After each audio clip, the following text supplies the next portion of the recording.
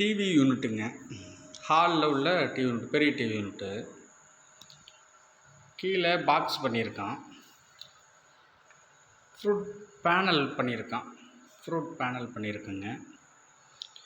கீழேருந்து ஃப்ளோரிங்லேருந்து சீலிங் வரைக்குமே 4 அடிக்கு ஃப்ரூட் பேனல் போட்டிருக்கோம். ஹைட்டு வந்து 9 அடி போட்டிருக்குங்க.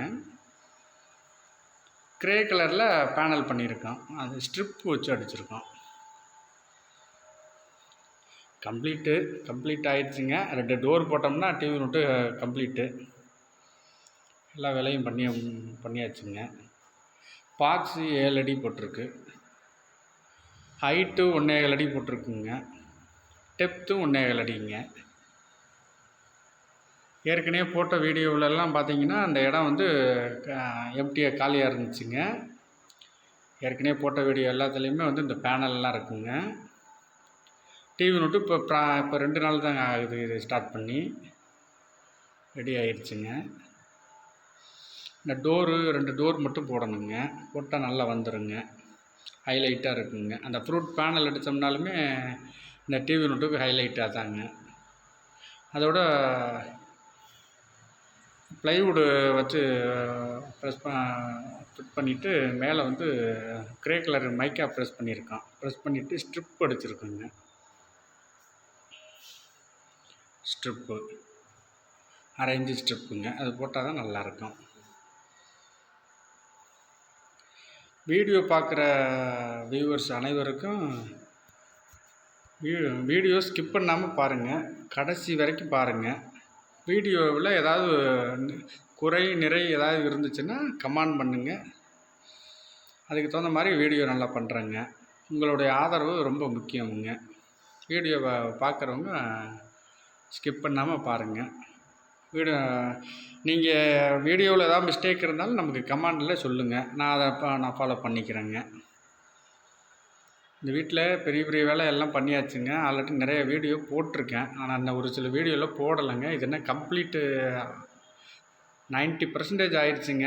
2 டோர் போட்டால் டோட்டல் கம்ப்ளீட்டு. அவ்வளோதான். ஏன்னா அப்புறம் டிவி ஃபிட் பண்ணி கொடுத்துட்டோம்னா அப்புறம் அவங்க பார்த்துப்பாங்க. அவ்வளோதான். பூஜாவும் பண்ணியிருக்குங்க. அது பூஜா பண்ணியாச்சுங்க.